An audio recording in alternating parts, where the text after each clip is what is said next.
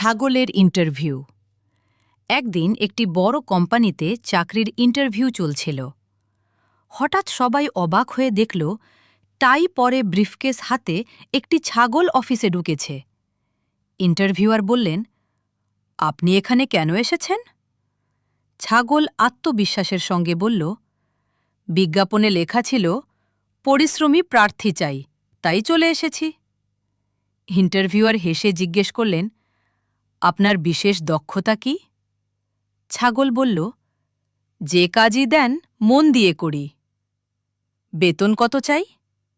ছাগল হেসে বলল, যতটা দিলে পেট ভরে ঘাস খেতে পারি ততটাই যথেষ্ট।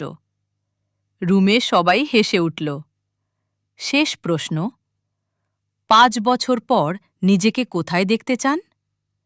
ছাগল বলল, আপনার চেয়ারে বসে নতুন ছাগলদের ইন্টারভিউ নিতে চাই। বোর্ডের সবাই হেসে ফেললেন। ইন্টারভিউয়ার বললেন, অভিনন্দন, চাকরিটা আপনার।